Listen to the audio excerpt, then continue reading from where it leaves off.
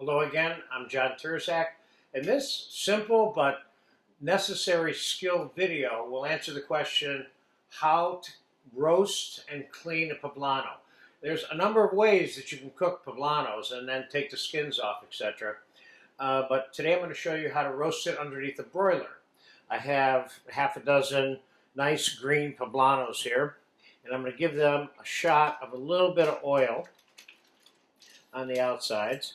Now, if I was frying these in a 325 degree fryer, which is what I would recommend if you want to fry them to cook them, I would puncture a hole or two in each one because they can explode inside the fryer from the heat. So I'm going to put these underneath a broiler set on high, and we're going to cook them for about between 15 to 20 minutes, and we're going to rotate them around a little bit. Now keep in mind, this is not a red bell pepper that you're fire roasting. And you could cook these on an open char grill like a red pepper, a bell pepper also. But keep in mind that poblanos are a little more tender, and you don't blacken completely the outside of them like you would a red bell pepper, because when you clean them, they'll fall apart. And you will see in this course that we have multiple uses for cooked poblanos, including them being whole, served cold, stuffed, and then like chili rellenos, for example, you can use them for that. So we'll give those a turn when they're ready to be turned over and they're blistered and semi-black on the one side, and we'll come back to you. So we'll fast forward now, and I'll let you know exactly how long they were in there. It's been about 5 minutes. And I just want to let you take a peek at, see at this here, this is ready to be turned because it's got enough brown on that side. We don't want to blacken them to death. So I'm going to kind of babysit these like that and keep kind of going in and rotating and turning them around throughout this roasting process. So we'll be back in a few minutes again. It's been about 7 or 8 more minutes, and they are ready to be turned over.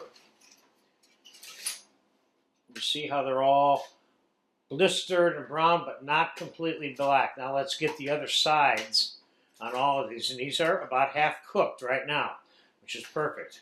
This is exactly how they should look.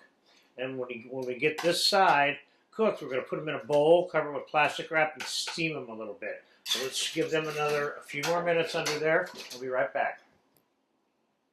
All right, the poblanos are browned all the way around the top. Let's get them out of the oven.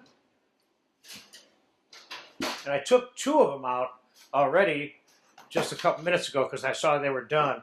And now these are all done. They're all nice and tender, but not overcooked. Now we're going to put them in this bowl. Cover these with a little plastic wrap. When I was a kid, we used to do this with roasted red peppers, but we put them in a brown paper bag to steam them, you know, which was one of the old methods. So let's plastic wrap this like so, and let them steam. I'm going to clean them with some gloves on when we come back. This will give the skins time to loosen more and be more easily removed, and also they'll be cool enough to handle when they're not hot. So we'll be back in about 20 minutes. All right, it's been 15-20 minutes. The poblanos have been steaming, if you will, inside the bowl. I took one out, tested it out there, ready to go. Still a little bit warm, but I can handle it. So I want you to keep in mind that what I really want to do here is I want to try to keep the poblanos intact. That may not be 100% successful, but we want to be able to at least keep them intact to the point where they're stuffable. And that's the only reason, for the most part, you should be carefully removing all of that, keeping them intact for the most part for stuffing. And so we're going to go like this here, I think from this side. This one's got a little crack in it, but you're going to remove the seeds like this with a little spoon. Yeah, see, I'm ripping it up already. Now, I happen to be using these for some Mexican rice, and I'm not even going to be using them whole.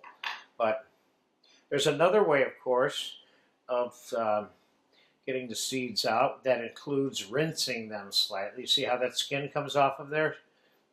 Ever so easily. If this poblano is overcooked, it will come apart during this part of the process. So you want to definitely have some caution there. Now there's a nice whole skinned one there. Let's pull this out. A little bit more skin.